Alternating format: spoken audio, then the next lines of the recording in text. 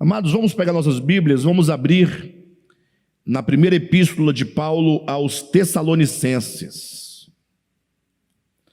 Vamos começar aqui do versículo 1 e nós vamos então dialogando na medida que nós vamos avançando na leitura.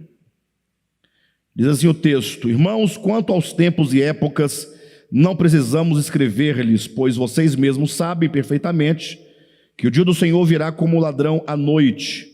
Quando andarem dizendo paz e segurança, a destruição virá sobre eles de repente, como as dores de parto à mulher grávida, e de modo nenhum escaparão.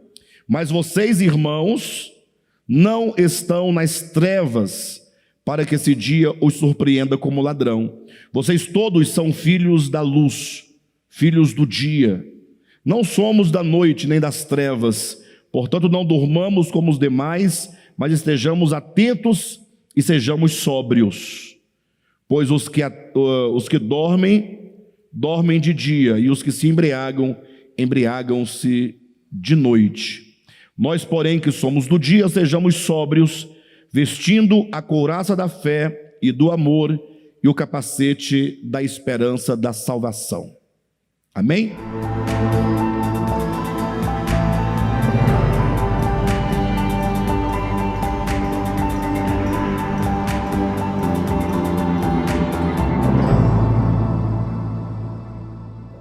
Queridos, já falamos bastante, sobre os primeiros versículos deste capítulo, como que o apóstolo Paulo, ele introduz neste capítulo o assunto acerca da parousia do Senhor, o dia da vinda do Senhor.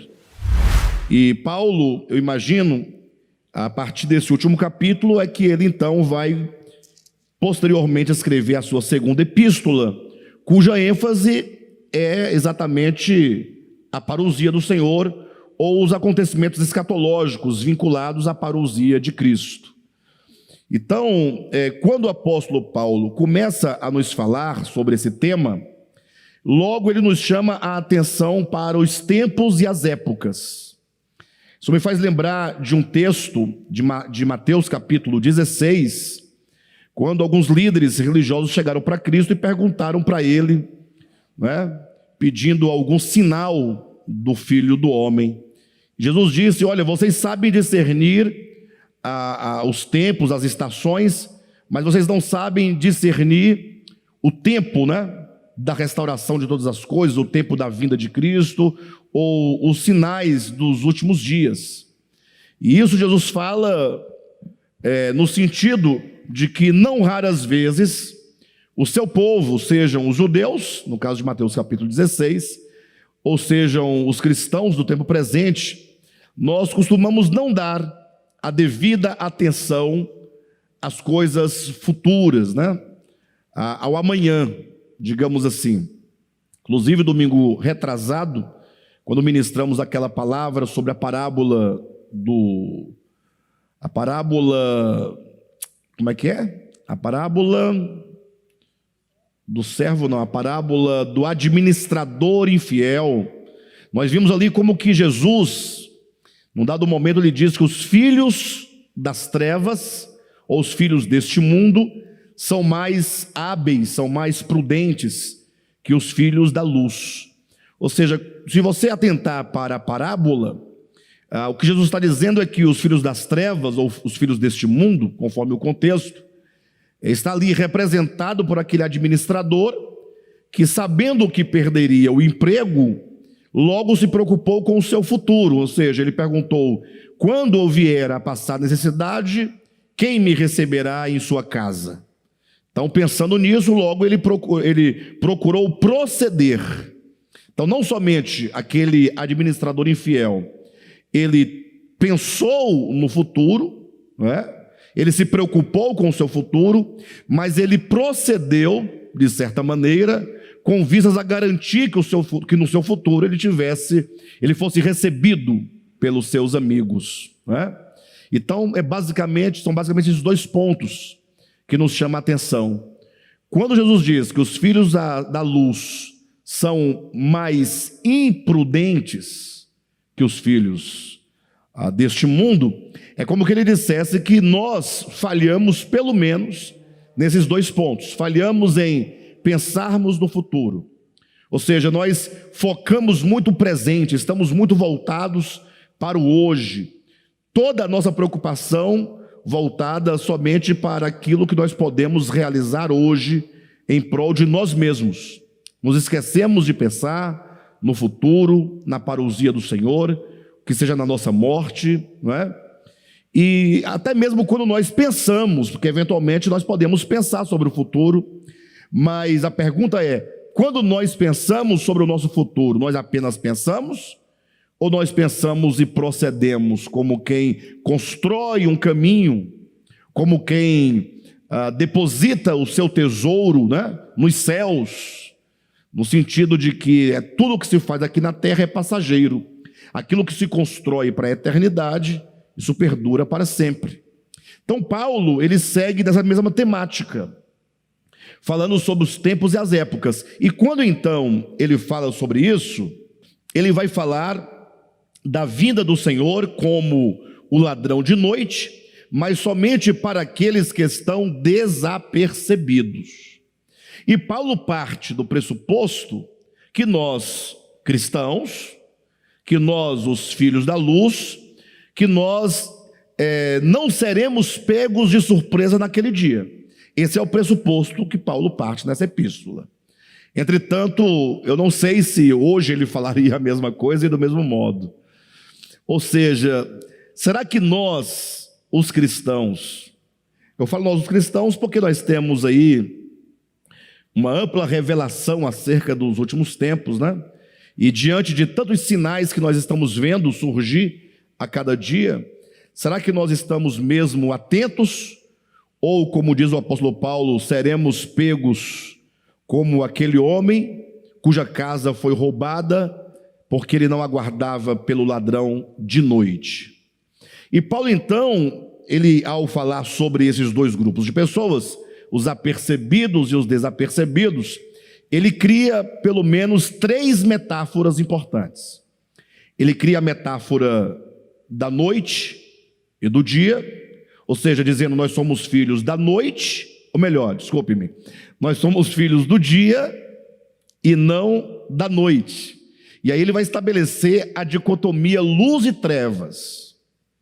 Ou seja, ele fala de uma mente que está totalmente entenebrecida, está em trevas, está em escuridão, uma mente que não é capaz de discernir os tempos, não é capaz de discernir as épocas, em contraposição a uma mente iluminada, uma mente de luz, daqueles que andam segundo a revelação de Deus, que andam no Espírito, que andam segundo a verdade. E aí ele vai falando então uma outra metáfora, falando agora daqueles que dormem e daqueles que estão vigilantes. Então, noite e dia dá inicialmente uma ideia de luz e trevas, uma mente entenebrecida e uma mente iluminada, mas ele segue nesse sentido dizendo, ora, os que são da noite ou das trevas estão o quê? Dormindo. E os que são do dia, eles estão o quê? Acordados. Então ele fala de uma condição espiritual do coração do homem. Ou seja, aqueles que estão dormindo são aqueles que não estão apercebidos, não estão atentos aos acontecimentos. Eles até mesmo podem ouvir, eventualmente, a palavra de Deus, a pregação da palavra, mas eles não entendem, eles não absorvem, eles não gastam tempo ali refletindo, pensando, orando, ruminando aquela palavra, para que a palavra seja de fato luz no seu coração. Então, aqueles que são da noite estão dormindo, ou seja, estão desatentos. Você pode olhar para essa metáfora, e você primeiro olha para o objeto, e depois você olha para o que ele representa, né? Imagina uma pessoa que está dormindo num sono profundo. Muitas coisas acontecem em torno dessa pessoa, sim ou não? Mas ela não sabe o que está acontecendo. Ela não pode nem mesmo se defender, ela não está exatamente ouvindo o que está sendo dito à sua volta, não está vendo o que está acontecendo, e, portanto, essa pessoa ela não está preparada para qualquer situação que lhe exija uma reação. Ao contrário, os que são do dia, eles estão o quê? Despertos. Eles estão o quê? Acordados. Imaginem vocês que nós estamos vivendo dias muito difíceis. Não sei se vocês percebem isso, né? Não que os tempos anteriores não fossem difíceis, né?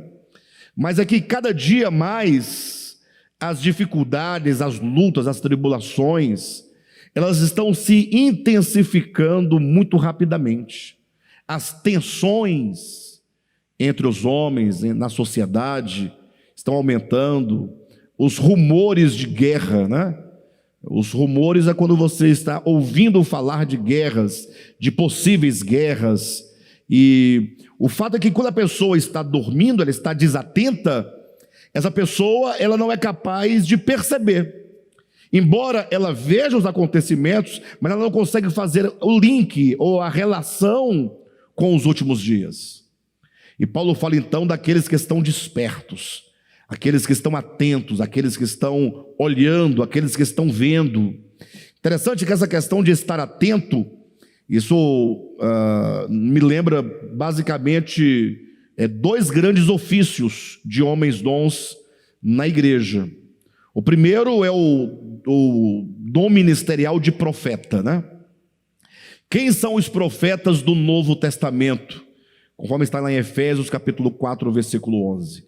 Eu costumo dizer, para que os irmãos possam entender claramente, o profeta neotestamentário é aquele que pode se dizer que no corpo de Cristo, eles são os olhos do corpo e a boca do corpo. Não é verdade? A igreja é o corpo de Cristo. Então, qual é o membro do corpo que se vincula ao ministério profético? São os olhos e a boca. Porque, sendo os profetas os olhos do corpo, é aquele que ilumina todo o corpo, né? Aquele que dirige o corpo no sentido da caminhada, né? Então, como profetas, eles estão vendo. Ou seja, os acontecimentos não passam diante deles, dos profetas, despercebidos. O profeta não é um desapercebido. Ele está sempre vendo os acontecimentos, os fatos, e, portanto, ele tem ali uma clarividência para fazer uma leitura correta desses fatos. Eu entendo que existem sim os profetas, homens dons, que Deus deu ao corpo. Mas uma vez que nós ouvimos os homens dons falarem, nós vamos ganhando luz juntamente com eles. Nós passamos a enxergar o que eles também enxergam. Porque uma vez que os homens dons, profetas, veem, agora, enquanto boca do corpo, eles passam a falar. Eles passam a denunciar o que está acontecendo. E então todos os crentes que estão apercebidos a essa voz profética, a esse olhar profético, também são contagiados com a mesma visão e são contagiados com o mesmo falar. Por isso que nós que estamos despertos, nós que somos do dia, nós que somos da luz, nós que estamos acordados, se assim podemos dizer, e o que vai definir se nós de fato estamos despertos ou não, se estamos acordados ou não, se somos do dia ou não, é se nós estamos enxergando o que os profetas estão enxergando. Ou seja, se nós estamos semelhantemente também falando o que os profetas estão falando. Eu quero dizer para os irmãos que, infelizmente, eu observando o meio cristão e julgando, né, não pessoas, mas julgando os fatos conforme se apresentam para nós, eu percebo o quanto que o engano, que as trevas, que a noite, são fortes, são poderosos. Nós não podemos ignorar o poder e a sedução das trevas, nunca, jamais. Porque quando tudo que o inimigo deseja é que nós ignoremos os seus intentos, porque aí nós não lutaremos contra ele, absolutamente. Se nós ignorarmos o poder da mentira, o poder do engano, ignorarmos a sua sedução, a sua atração, eventualmente nós mesmos seremos ganhos por ele, seremos pegos pelo engano. De modo então que eu digo isso, porque baseado na compreensão que nós temos da Escritura, nós vemos aí muitas seitas que estão muito distantes do que é a verdade de Deus na pessoa de Jesus. Vemos verdadeiros sistemas criados por homens, com doutrinas humanas, com outros fundamentos que não é o fundamento que é Cristo Jesus. E me parece que essas pessoas, ao ouvirem tais ensinamentos, elas são ganhas de tal maneira que elas se tornam escravas desse sistema, elas assimilam a visão, entre aspas, desse sistema, e elas se tornam agora as maiores propagadoras daqueles enganos, daquela sedução.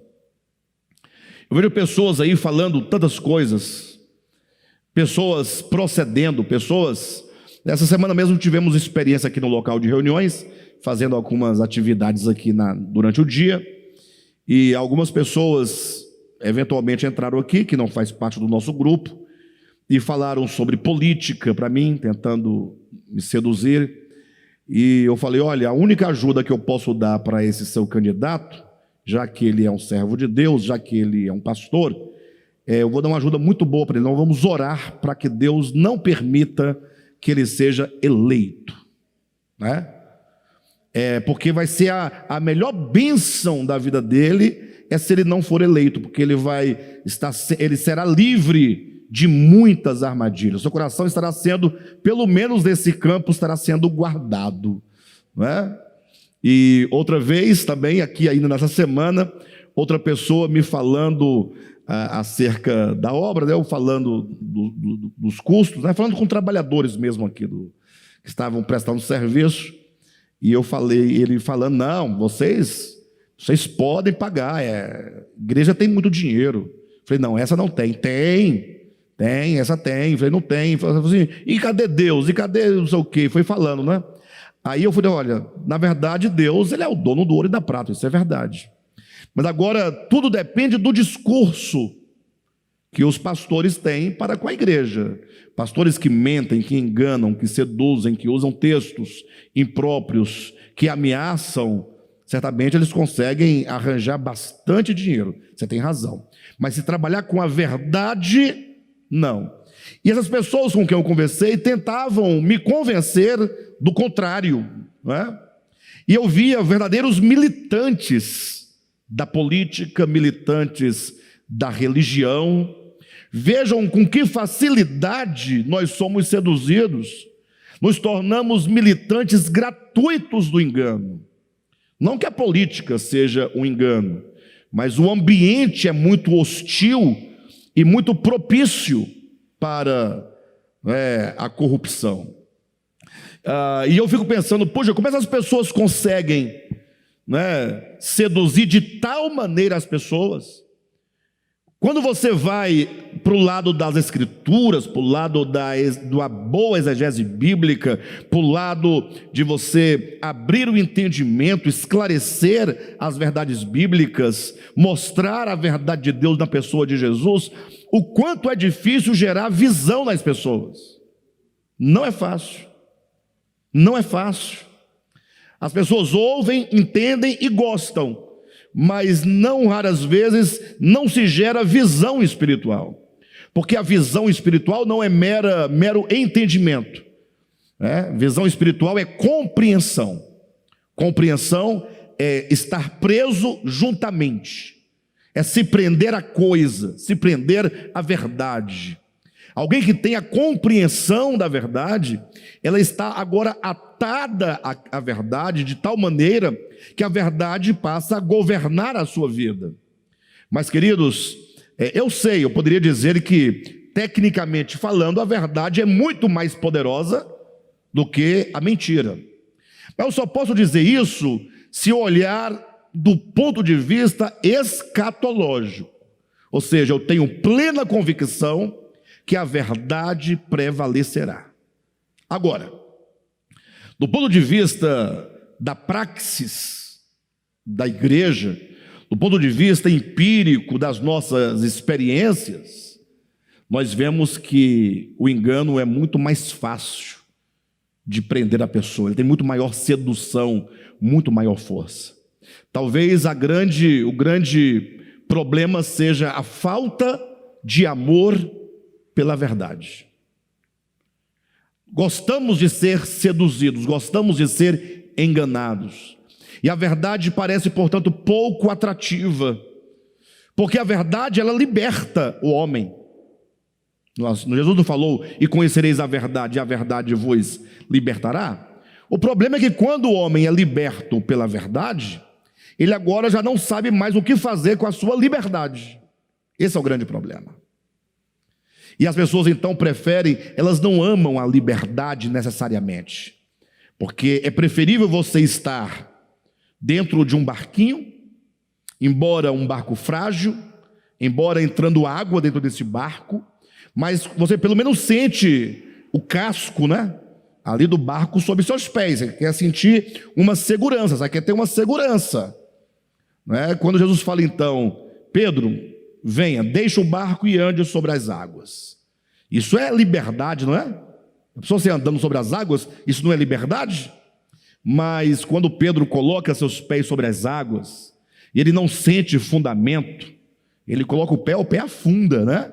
Ele só andará sobre as águas quando ele se jogar, se lançar nas águas e andar, caminhar. Mas até então, enquanto ele fica testando se tem ou não fundamento, ele não sentirá nenhuma solidez sob seus pés.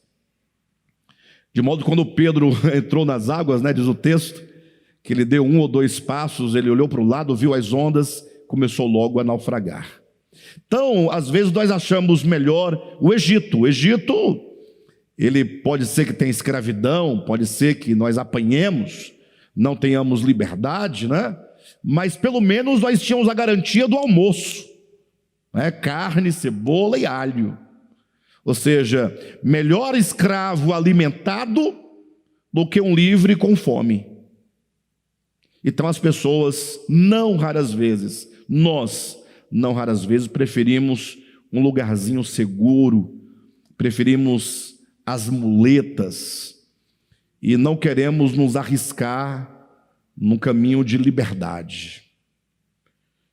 Então, a verdade me parece ser menos atraente do ponto de vista da nossa experiência. E por isso que, às vezes, nós ouvimos, entendemos, mas não entra em nós, não nos ganha, de modo a que nós consigamos ter a mesma visão da palavra profética, dos profetas, para passarmos a falar essa palavra. Já imaginaram?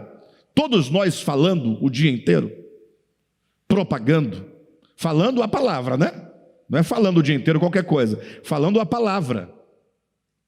Porque nós convivemos com dezenas de pessoas e centenas de pessoas diariamente, estamos em contato constantemente. E nós não incomodamos as pessoas no sentido de levar a elas uma palavra, um vídeo, um áudio, alguma coisa. E aí às vezes nós ficamos esperando que apenas 1, 2 ou 10 pessoas falem. Mas isso é porque a nossa visão ainda está um pouco embaçada.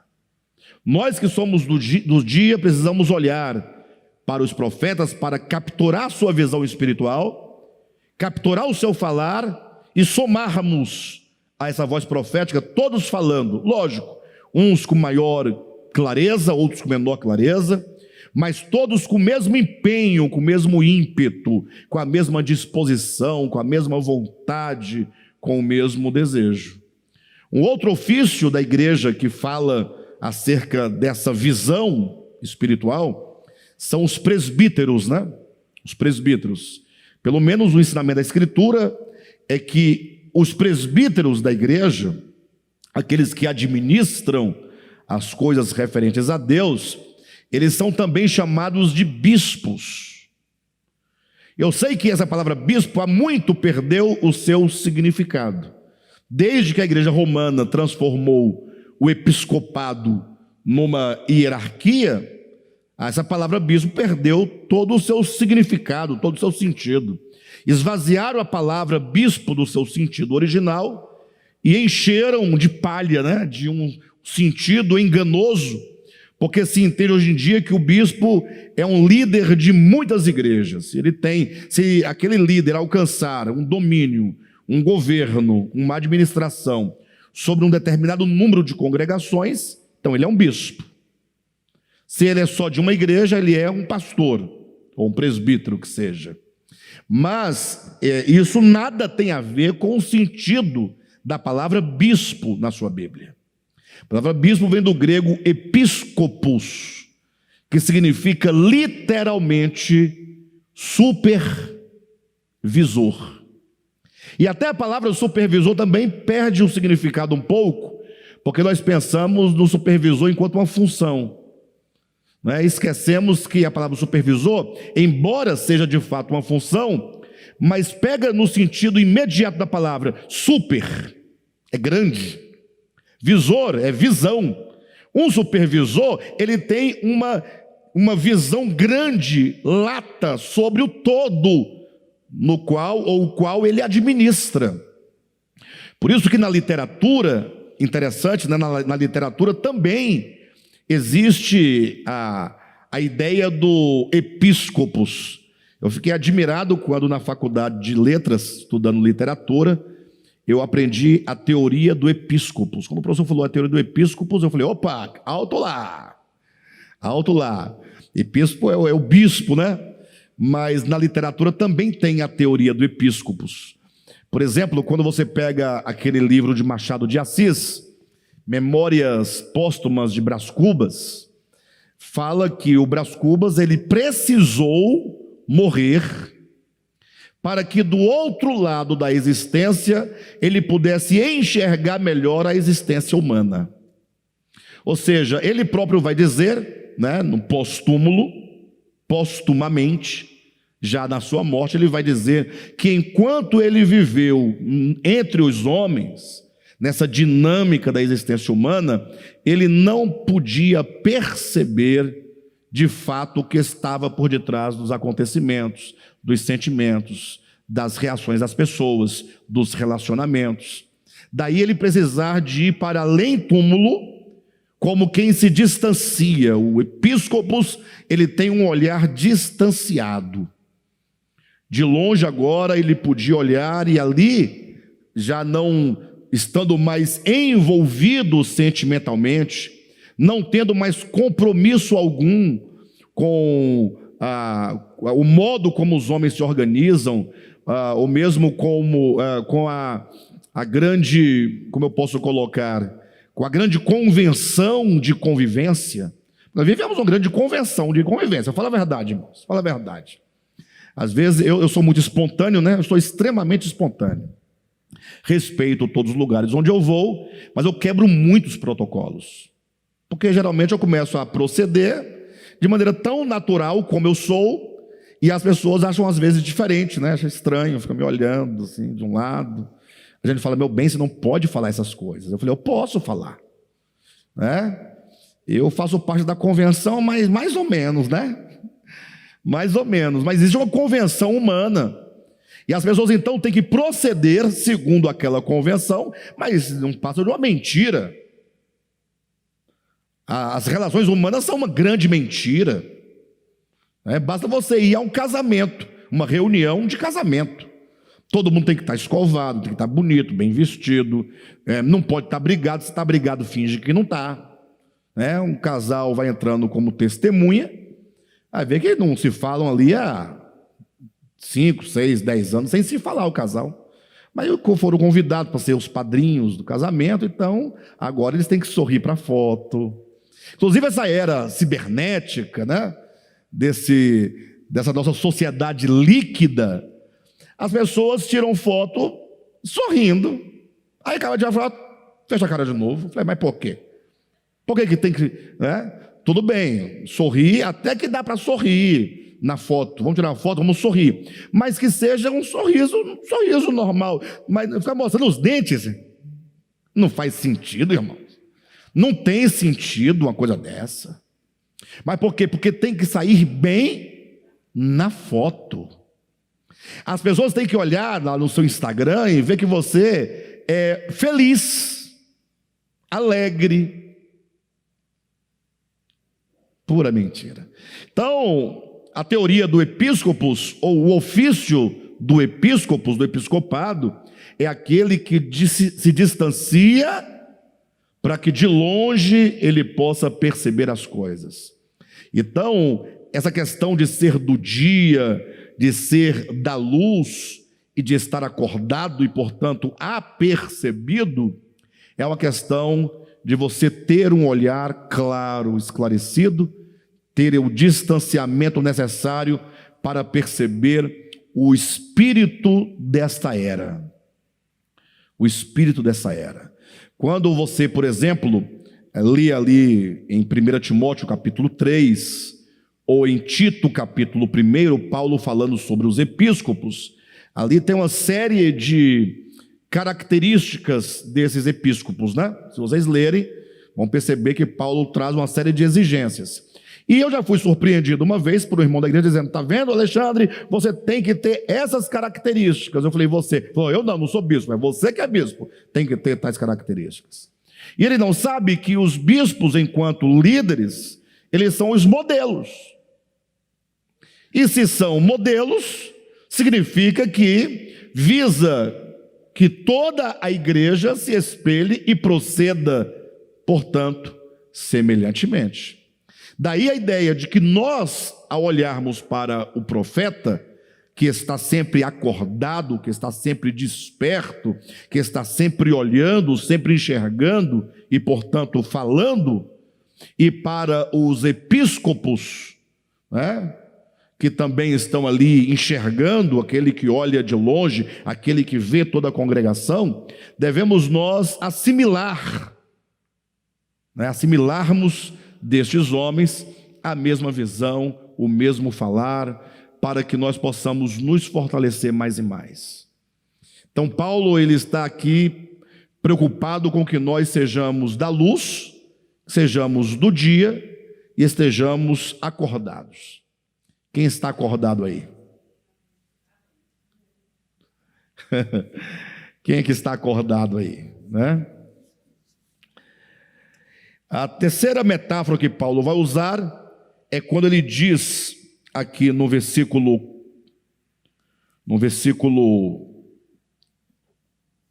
6, portanto, não durmamos como os demais, mas estejamos atentos e sejamos o quê? Sóbrios. Aí ele vai falar sobre a sobriedade. Pois os que dormem, dormem de noite, e os que se embriagam, embriagam-se de noite. Cuidado com as referências, viu? Linguísticas. Está falando de luz, de dia, de noite, de trevas, de dormir, estar acordado, sobriedade, embriaguez. Daí você vai fazendo os paradigmas. Luz e dia é o dia e a luz do sol? Ou ele toma o dia e a luz do sol como uma metáfora, como um símbolo para falar de iluminação e de clareza? Oi? Chama-se paralelismo, no caso aqui um paralelismo sintático, né? Ou semântico, porque vai entrar para o campo das palavras, né? Então, se ele tem dia e noite, luz e trevas como símbolos, você jamais pode pensar na noite e no dia literais. Porque se você pensa na noite e no dia literais, tanto faz você ser filho da luz ou das trevas, todos eles estão no dia e estão na noite. Então aqui são metáforas. Quando ele diz daqueles que estão dormindo de noite, dos que estão acordados de noite, ele não está dizendo que você não deva dormir à noite, literalmente falando. Isso aqui são metáforas, são coisas espirituais. E, portanto, quando ele fala dos que se embriagam de noite e dos que são sóbrios, ele não está falando de embriaguez e sobriedade, literalmente falando. Você tem que seguir o paradigma, porque se até então está falando de coisas espirituais, essa embriaguez é espiritual e essa sobriedade é espiritual. Eu digo isso não em defesa de absolutamente nada, mas para que não tomemos nenhum texto da Escritura com pretexto de formar qualquer entendimento que não seja aquele que o apóstolo Paulo efetivamente quis passar e passou aqui na Escritura. Interessante que quando fala de embriaguez, tem um texto bíblico lá de Efésios capítulo 5, quando Paulo diz assim, olha, não vos embriagueis com vinho no qual há dissolução, mas enchei-vos do Espírito. Aí nós temos que pensar bem o que Paulo está dizendo. Quando ele diz, não vos embriagueis com vinho no qual há dissolução, veja que, o que é dissolução? O que é uma pessoa dissoluta? O que é?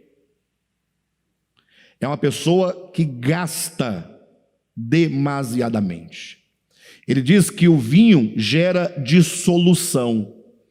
Poderíamos falar que o filho pródigo era dissoluto, gastador, pródigo, não é? Mas quando ele diz, não vos embriagueis com vinho, ele diz, mas enchei-vos do Espírito Santo. É interessante que a palavra Espírito, não sei se vocês já pararam para refletir sobre isso, ou para pensar sobre isso, ou se já ouviram isso, mas a palavra Espírito tem um significado que de 100 pessoas, talvez 101 não sabe. A palavra Espírito significa álcool. Álcool. Você pode abrir um dicionário no seu próprio celular e procurar a palavra Espírito. Uma das acepções é etílico, ou álcool, né? O álcool. Então, Paulo está dizendo de dois tipos de embriaguez. No caso, a embriaguez com o Espírito Santo, ela é positiva. Ou seja, você pode estar embriagado, ou seja, totalmente seduzido e totalmente manipulado e sendo totalmente usado por uma espécie de entendimento, por uma espécie de cosmovisão, por espécie de desejos, de seduções que fazem com que você viva em função da vida meramente terrena e carnal, que é uma vida dissoluta, é o desperdiçar a sua vida. Ou você pode ser tomado, completamente absorvido, controlado pelo Espírito de Deus. Olha como é interessante, porque o que a bebida faz? Qual é o efeito que o álcool faz no indivíduo? Qual é o efeito? Só tem um efeito. E esse efeito vai se manifestar de várias maneiras. O álcool, ele passa a controlar você. O homem, quando se embriaga, ele se torna uma pessoa controlada pelo álcool, né? Ou seja, você pode beber sem se embriagar, sem se permitir ser controlado pela bebida. Alguns irmãos até me perguntam, pastor, mas que tanto o cristão pode beber bebida alcoólica? Eu digo, até o ponto em que você não se torna controlado por ela. A partir do momento que você perder a sua sobriedade e o controle sobre as suas emoções, o controle sobre a sua mente, o controle sobre a sua fala, o controle sobre a sua família, o controle sobre o seu corpo, o controle sobre o seu emprego, então você precisa urgentemente parar de mexer com essas coisas. Porque você agora se tornou uma pessoa não somente dependente, mas uma pessoa que não tem mais o controle sobre si mesmo, nem sobre as suas pernas, nem sobre a sua mente. E da minha parte, né, eu costumo aferir o seguinte: até que ponto eu posso conversar as coisas boas do Evangelho e da vida sem que o álcool atrapalhe. Tem gente que bebe, vira macaco, fica rico, fica agressivo, não é? Ou seja, se transforma todo. Tem até uma brincadeira que o pessoal fala assim: olha, eu bebo bem pouquinho, mas quando eu bebo esse pouquinho, eu me transformo numa outra pessoa que ninguém acredita, que faz cada coisa que até Deus duvida. Então essa pessoa, ela não pode chegar perto nem do posto de gasolina, não é? Mas o que nós estamos tratando aqui, voltando para o ponto, é a ideia de que, quando Paulo diz, enchei-vos do Espírito Santo, Efésios 5,18, ele diz, o Espírito, você tem que se envolver com o Espírito e ser tomado pelo Espírito, de tal modo que ele possa não somente te preencher, mas te controlar. Porque aí, quando ele te controlar, ele fará esse efeito de quê? De te levar à experiência dos atributos divinos, do amor, da paz, da alegria. Ou seja, assim como a pessoa, quando se embriaga do vinho, o vinho, vamos falar do vinho literal, ele fica rico, agressivo, e etc, etc, etc, etc. Assim a pessoa embriagada do Espírito Santo, ela agora vai manifestar as virtudes do Espírito Santo. Agora, existe maior embriaguez e maior sedução do que as fascinações deste mundo? Porque você imagina, pensa comigo, quando Jesus disse que aquele que quiser ganhar a sua vida, perdê-la-á, olha o que ele está dizendo, pensa um pouquinho comigo, aquele que quiser ganhar a sua vida, perdê-la-á. E aquele que ganhar a sua vida, perdê-la. Ou seja, qual que é o jogo? Se você perde a vida, você então a ganha. Mas se você a ganha, você perde. Então a equação é muito simples. Quando você olha para os prazeres deste mundo, para a sedução deste mundo, para os valores deste mundo, a pergunta é, e quando você olha então para o porvir, para a eternidade, para o reino de Deus, e você então faz o julgamento, se é que fazemos, e você fala assim, puxa, lendo a Escritura você fala, como o reino de Deus é maravilhoso, né? Como que as coisas eternas são maravilhosas. Mas, na prática, o que você valoriza de fato são os valores e privilégios deste mundo. Ocorre que você certamente vai viver em função, de fato, deste mundo. Você está ganhando a sua vida. Você não abre mão da sua vida. E agora eu pergunto, mas por que você, ouvindo tanto e mesmo lendo tanto, você às vezes não tem a força necessária, a capacidade de abrir mão dessas coisas? Não é porque estamos nós embriagados, tomados, sedados, insensíveis? É dessa embriaguez que o apóstolo Paulo está falando, tanto aqui no capítulo 5 de 1 Tessalonicenses, como em Efésios capítulo 5, versículo 18. Essa é a pior sedução.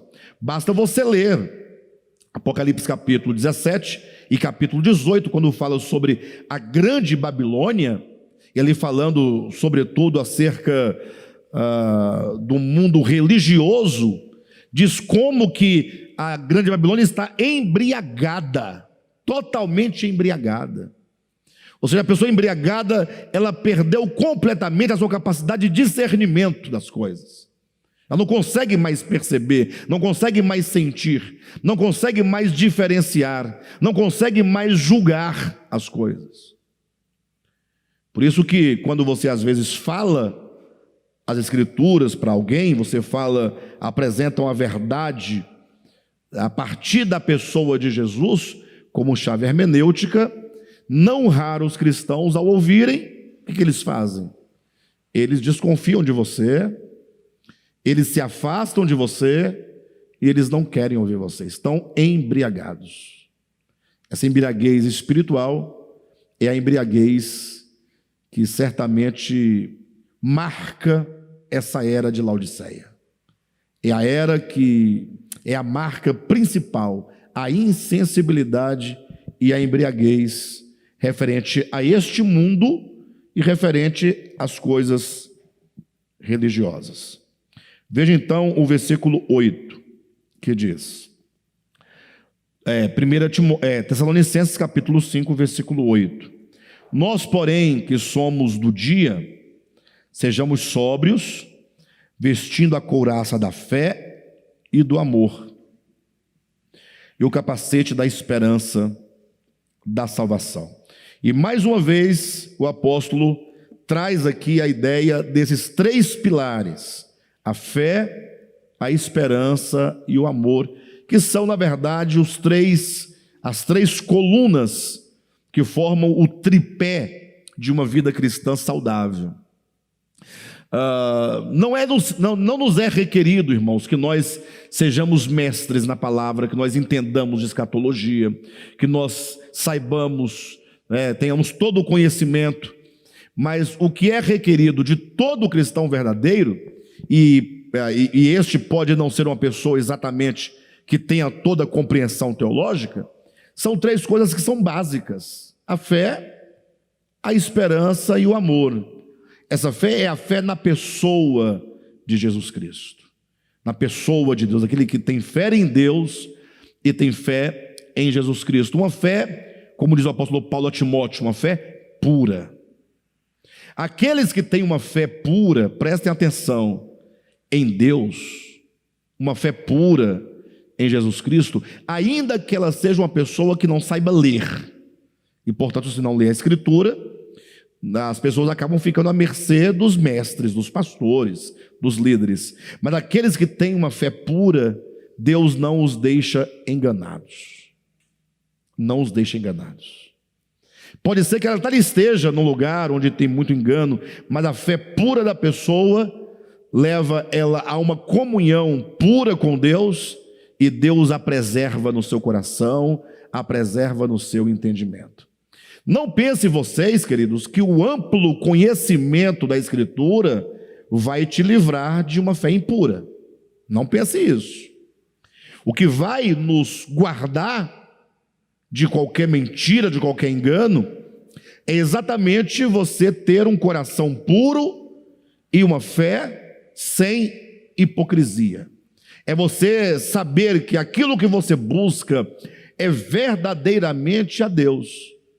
Porque muitos, tendo muito conhecimento, lendo a Escritura, sendo formado nisso, formado naquilo outro, pode ser que ele não seja enganado pela ignorância dele, mas ele pode ser enganado pela cobiça dele, que é o outro lado, e são dois laços, que amarram o indivíduo.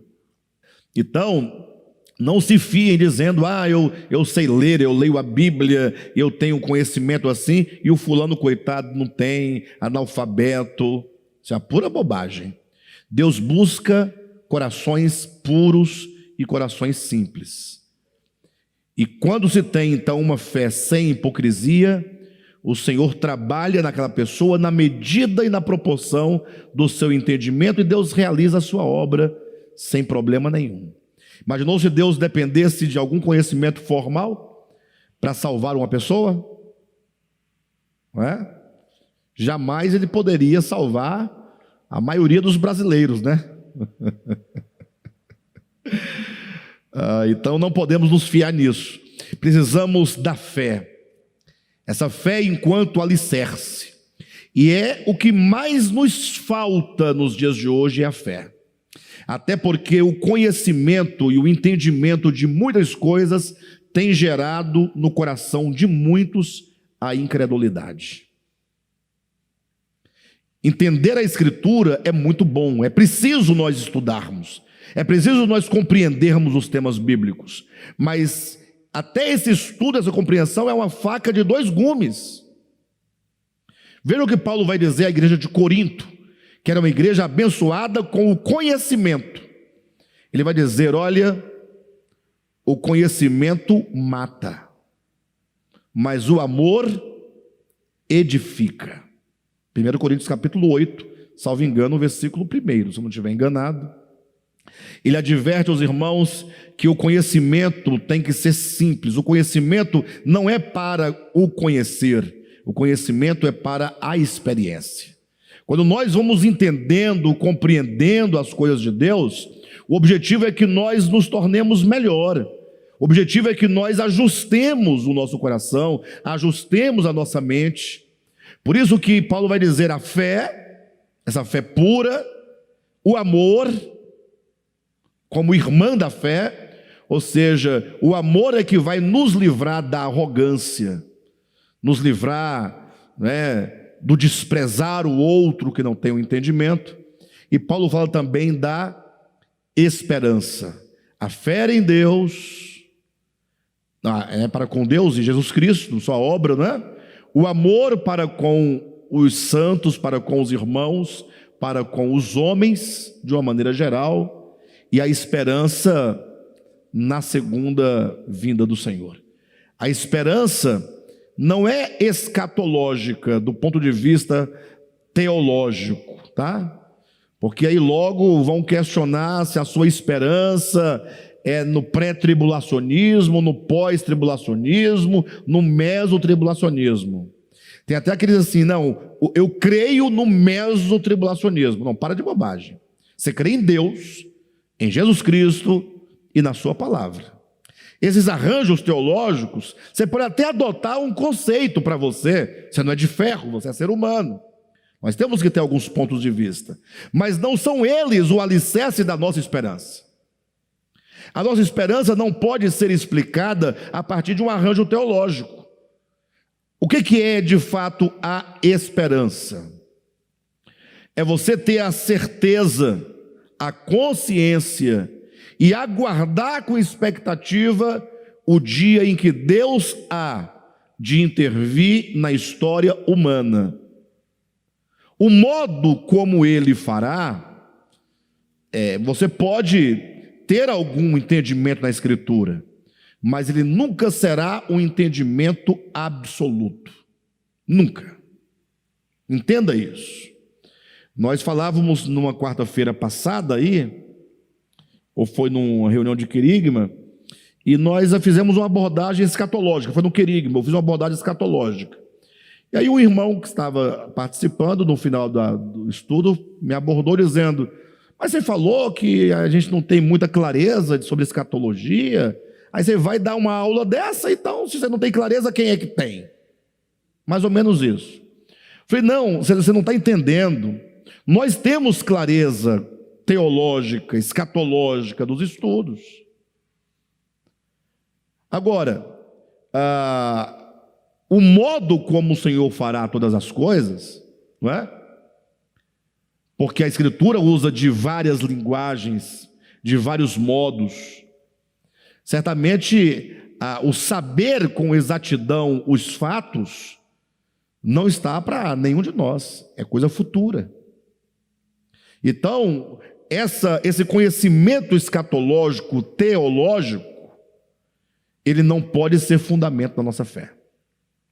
O que eu tenho plena certeza: Deus há de intervir na história humana, logo em breve. A vida humana, a existência humana não pode ser um ciclo inacabável. Logo as pessoas vão dizer: mas como pode? Todo dia nascem pessoas, novas pessoas vão nascendo, outros vão morrendo, a corrupção não acaba, o mal não acaba. Como é que pode ter um fim essas coisas? Ora, só há um fim se Deus pôr um fim. E, portanto, a nossa esperança na parousia do Senhor é que Ele logo, logo intervirá na história humana. com a sua vinda. Repito, o modo, para mim, é o menos importante. Se ele virá sentado sobre uma nuvem, como quer fazer entender a escatologia convencional, se essa nuvem sobre a qual ele vem representa o próprio interior do homem, porque ele há de se manifestar e, portanto, a nuvem há de ser dissipada, também o fato é que o Senhor, logo, logo, amados, logo, logo, ele vai intervir na história humana. E a grande questão é como nós lidamos com essa verdade. Se nós cremos de fato ou se nós não cremos. Agora, fala a verdade, vamos pensar na sua vida aí.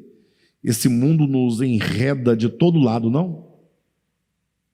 Nos enreda de todo lado e de tal modo que a vinda do Senhor fica como sendo uma coisa, como eu posso colocar?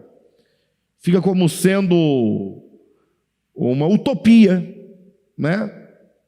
A utopia é quando o indivíduo ele projeta algo irreal, mas ele acredita, né? Ele acredita. Por exemplo, o comunismo é uma utopia, né? É uma utopia. Socialismo é outra utopia, né? Não que não pudesse ser. Seria tão bom se o que Cristo ensinou fosse possível, né, sem a manifestação do Cristo. Porque o que Cristo pregou foi a justiça, a divisão, a igualdade. Isso é maravilhoso. E o capitalismo é outro problema grave, um demônio, né? O capitalismo ele só pode prevalecer se tiver uma base sobre a qual ele se alicerça, né? Eu não defendo nenhum desses projetos humanos, são tudo utopias. Mas esse mundo é tão sedutor que não raras vezes nós falamos a segunda vinda de Cristo como uma utopia. Acreditamos, mas é tão irreal e tão distante que nós não vivemos esperando e aguardando esse grande momento, esse grande dia. Nós cristãos precisamos de ser filhos da luz, não no sentido geral da coisa, porque o que o cristianismo nos ensinou, isso é um grande problema. É assim, se você é crente, você é da luz. Se você não é crente, você é das trevas. Quem já ouviu isso? Mas isso não é verdade, absolutamente. Não é o fato que você é crente evangélico que você seja da luz. Pelo contrário, né? Coloca as barbas de molho se você é evangélico. Fique atento. E não é porque alguém não é evangélico que seja das trevas. Cuidado. O evangelho, no momento que você engarrafa o evangelho e coloca um rótulo, pronto, você já não sabe mais o que é o evangelho. O evangelho é o poder de Deus, o evangelho é a ação de Deus, é a mensagem divina. O evangelho é o próprio Cristo que trabalha fora de qualquer restrição humana. Fora do tempo, fora do espaço, todas as nossas limitações. Então, quando nós falamos que nós somos, por exemplo, sóbrios, isso não pode ser tomado de uma maneira geral. Nós temos que pensar na sobriedade enquanto uma condição de consciência. E você tem que buscar isso no Senhor, na comunhão, na palavra, na experiência. Quando diz que nós não sejamos embriagados, porém sóbrios, você não pode apenas tomar o título. Não, nós crentes somos sóbrios. Será mesmo? E então, precisamos resguardar-nos da embriaguez, das trevas e do sono, com uma atitude. Ou seja, somente quando nós agirmos proativamente, é que nós seremos resguardados, livres do sono, da embriaguez e das trevas. Que proatividade é essa? Como fazer para que o sono não nos domine, para que a embriaguez não nos tome por completo e para que as trevas não entenebreça a nossa mente? Olha o que está aqui. Paulo nos dá o caminho, capítulo 5, versículo 9. Nós, porém, que somos do dia, sejamos sóbrios, vestindo. Quando o verbo está neste modo do gerúndio, ele está mostrando o modo como você pode fazer. Ou seja, de que maneira nós vamos ter uma mente sóbria? Olhos apercebidos, mente esclarecida, vestindo. Ou seja, você tem que proceder. É como se houvesse aqui, podemos colocar no imperativo, dizendo, vista-se. Ou seja, você tem que proceder numa ação concreta de se vestir com. Aí ele vai colocar aqui esses 3 elementos. Vestindo-se com a couraça da fé e do amor e o capacete da salvação. Esse capacete da salvação fala dessa nossa esperança, porque somente a esperança é que vai guardar a nossa mente em plena salvação. Ou seja, quando é que a nossa mente vai se perdendo, senão quando se perde a esperança? Porque não tendo esperança, você não tem mais razão, você não tem mais motivo. Vocês já observaram, queridos, que há algumas décadas atrás, os crentes eram mais crentes? Eu não estou julgando nem o mérito da doutrina, não é isso. Eu estou falando da lealdade, do vigor, do fervor, da disposição. Ora, o que está acontecendo? Saiu recentemente uma reportagem, salvo engano, no UOL, o Marcinho até compartilhou comigo, quando um repórter vai tratar acerca dos desigrejados, como um fenômeno do século 21.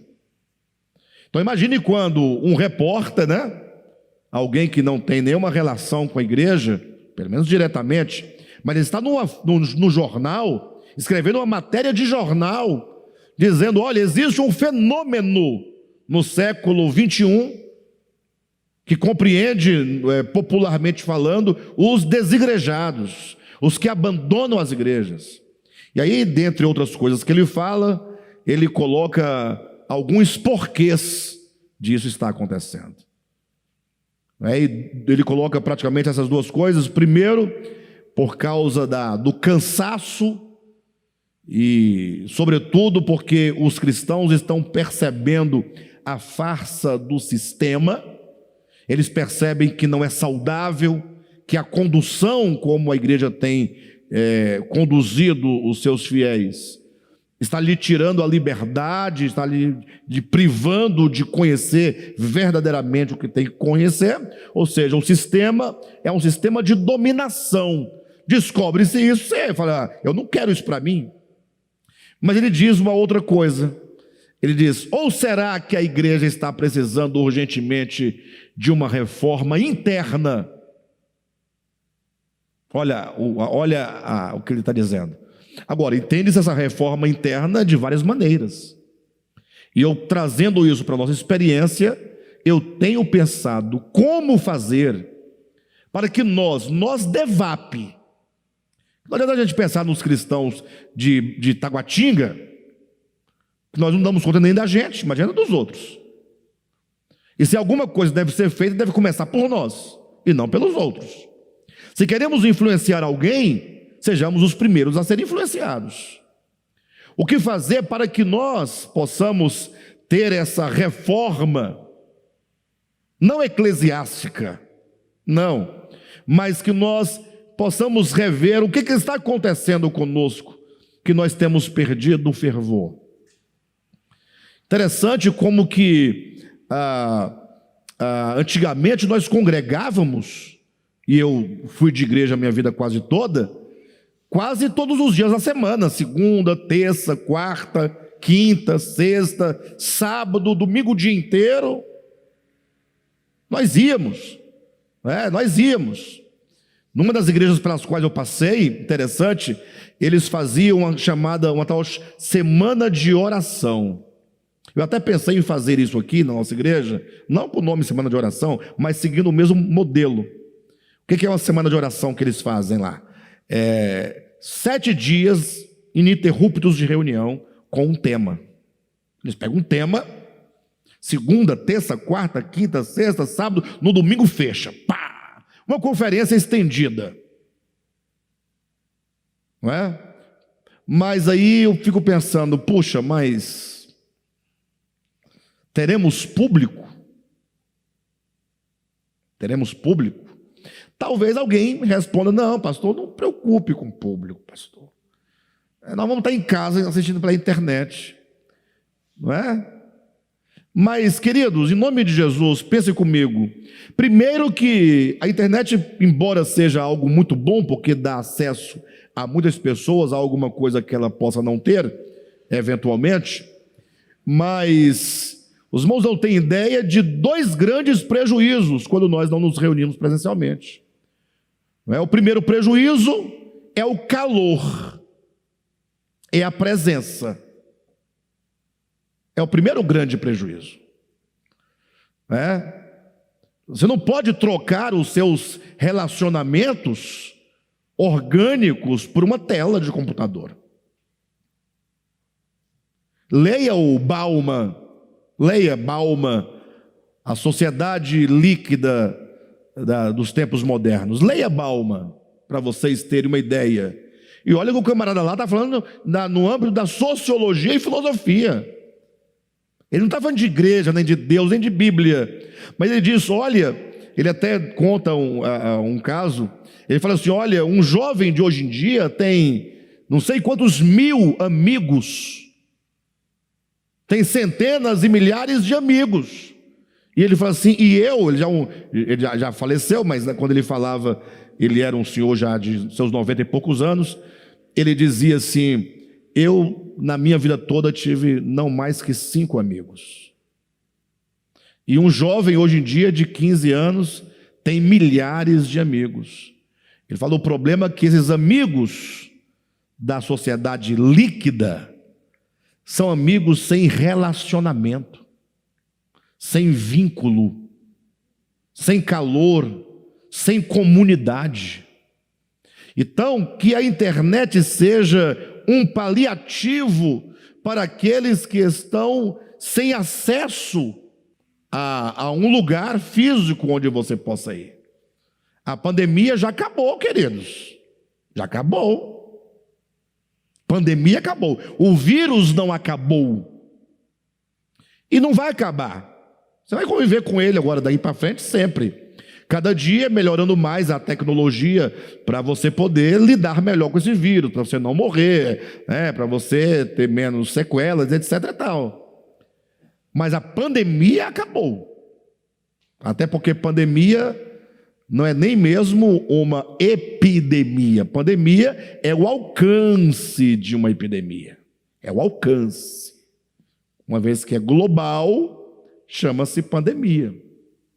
Então vamos voltar, queridos. Poxa, vamos começar a retomar nossas atividades coletivas. Vamos retomar. Falta-nos o fervor de antes.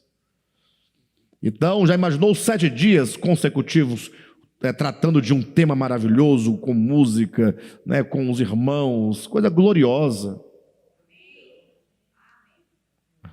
E olha que nós temos muitos temas para tratar. Muitos temas para tratar.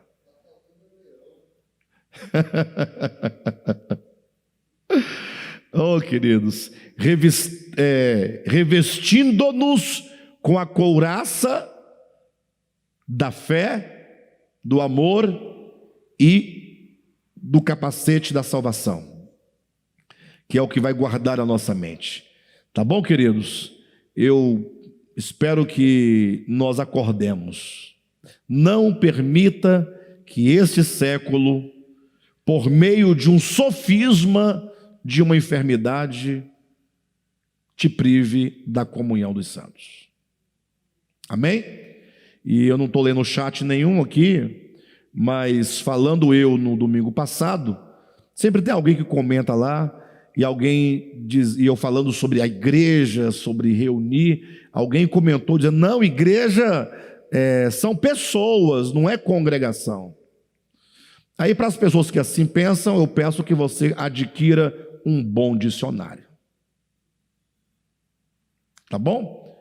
Pegue o seu conceito e procure o fundamento lá num bom linguista ou num bom filólogo. Aprender antes de falar é sempre prudente. Não é? A pessoa aprendeu com meia dúzia de pessoas que igreja sou eu, e aí ela passa a propagar isso. Com isso não digo que igreja é o lugar. Não, isso aqui é um galpão. Está ficando bonito o nosso galpão. Não é? Mas a igreja só pode ser pessoas reunidas. A palavra igreja quer dizer assembleia. Antes de a Bíblia usar o termo igreja, os gregos já usavam esse termo. Um grego sozinho lá na Ágora não era assembleia nenhuma, não era eclésia nenhuma, tá bom? Bem, mas fica aí meu apelo para que os irmãos voltem ao primeiro amor, voltem ao fervor, à fé, à esperança, ao amor, à comunidade, e vamos, irmãos, nos levantar, porque eu estou percebendo, estou sentindo que Deus quer fazer algo muito grande conosco. Precisamos estar sóbrios, em pleno dia, acordados para a glória de Deus, tá bom?